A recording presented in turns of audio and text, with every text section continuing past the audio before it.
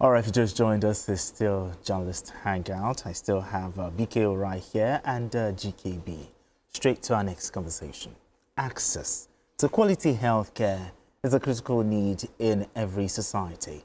But in Nigeria, the need is being threatened by unresolved industrial disputes. The ongoing strike by members of the National Association of Resident Doctors has entered its 10th day, crippling more than 90 health facilities and leaving thousands of patients stranded across public hospitals. The doctors are demanding improved working conditions, payment of arrears, and better funding for the health sector.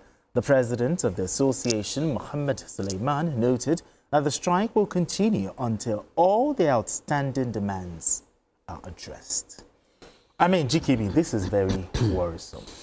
Yes. I mean, but let's look at this. What are the core demands of the striking doctors? And is there any progress in talks with the union and the federal government? They've been on this matter for the last 3 administrations, basically for work-related settlements, working conditions, the money they needed to pay. By the time they finish getting one agreement, inflation has overtaken. Okay, so they will need to renegotiate. And not only that, there are some people in government that just determine by themselves that whatever they've agreed with these people, they will not take it to the conclusive end. And that's it. Because we have less than our ratio of doctors.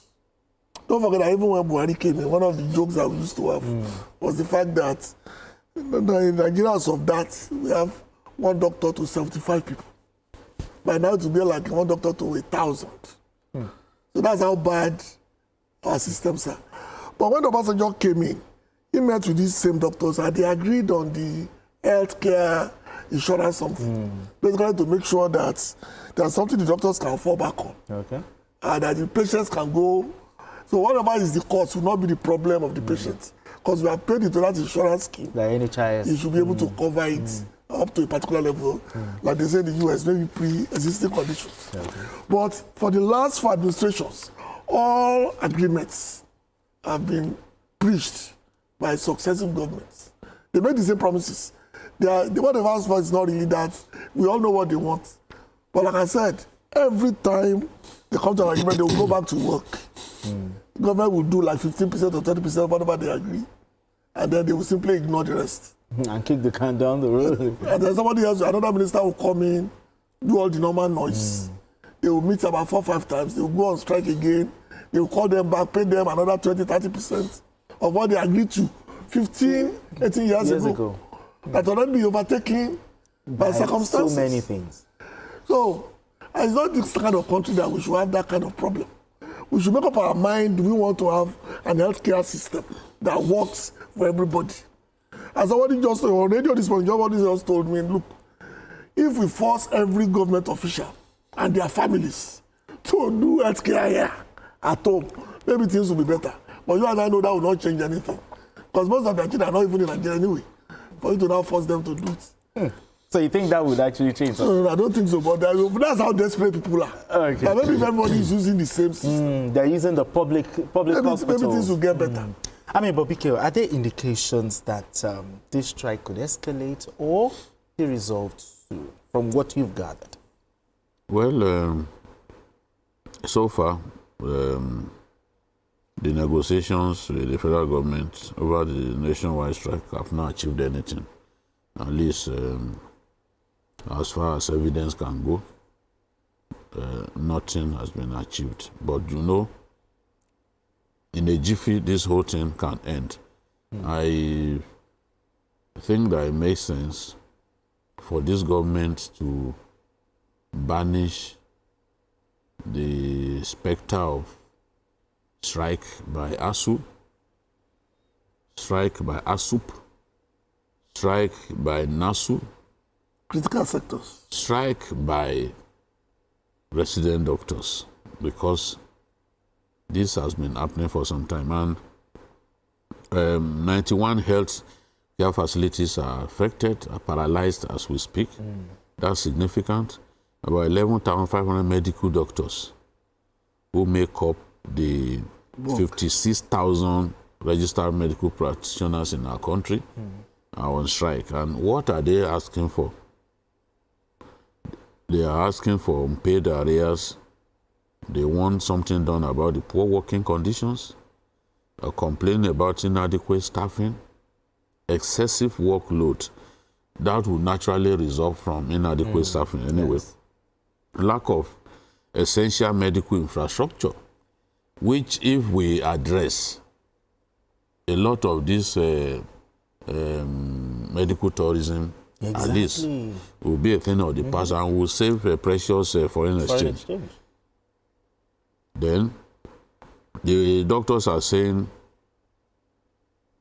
the inability of government to provide what they are asking for, especially proper staffing of hospitals and inadequate infrastructure, overload, crippled health care, federal health care centers across the country. So I think that government shouldn't let this strike go on beyond 10 days. There was a notice that was served for 30 days. What was government doing? You knew that this strike was coming. Yes. So what was government doing? What is the Minister of Health doing? The Minister of Health needs to look at this whole matter. No matter what he does, as long as his colleagues are on strike, the work that he's doing will pale into insignificance. Exactly. So the minister must realize that it makes no sense for resident doctors to remain on strike. It is not even, it's not good optics for anyone. It does not speak well of the government to allow these people to go on strike. Not to talk of allowing them to remain on strike. The strike shouldn't even have happened. Because all you need to do is call these people and meet them in the middle. If you cannot fulfill all of their demands, at least you need to be seen to be trying to solve the problem. That will go a long way. Well, if we don't have that and we just allow them to go on strike, that means we do not value them. That means we think that they don't matter. And the whole world is watching. Why should federal health workers, doctors especially, why should they be allowed to go on strike for this long? And that's why many people will rather go to the private hospitals. And those private hospitals, a lot of the doctors they use are doctors from this federal medical centers, tertiary and secondary health institutions. And they don't come cheap. The private hospitals will engage them, pay them good money. It's been like that since the 80s. It's been like that. So there's a need to address this problem so that this strike can end. Let us move on to other things that will benefit our people. Having doctors go on strike for this long does not go well for anyone. I mean, GKB, it's day 10. Yes, we talk about the doctors. How about the patients? The impact of this strike on the patients, the families, how are they reacting to this strike? We've said it on this program many times. Critical sector should be protected. Anything that can affect our people in the long run. When you bring them into the system, give them incentives that will make them stay. Don't forget that during their lower years, what they do is that they'll give us scholarships. And then you serve the states for 5 years. States are still giving us scholarships for doctors. I don't know whether that is still applicable. Now, you want people to come into the system and they see what is happening to those already in the system. Don't forget, the case of a particular department in UI. that the only person left was the head of department. Really? You know, this is a department that used to produce nothing less than 400, 500 students per year. It got to a point that at the end of every given training, the next thing they do is go to Kuwait or Saudi Arabia. And never returned. Disappear. And the man was the only one left. And he was the only one left because he was already 69 years old. And he said, where is he going to go? So imagine that happening across the spectrum of our sector. Like we said before, let us create a system that will protect essential workers in such a way that they cannot go on strike. Because before they come on board, part of what they will sign is the fact that this is whatever we are doing is basically to serve humanity. And this is what we need to do. Essential services. And then we have to live where we have to live. Do you think if there is increased budgetary allocation I think for the health sector, we missed it we missed it at the point when the military around 77, 79 were taking over everything, bringing them under one central. Because I keep saying there was a time that there were some teaching hospitals in Nigeria that were attracting medical tourists from all over the world. Yeah, I heard of UCH. That but you got to a point that somebody woke up one day and said every university must come to the center. Every teaching hospital must come to the center.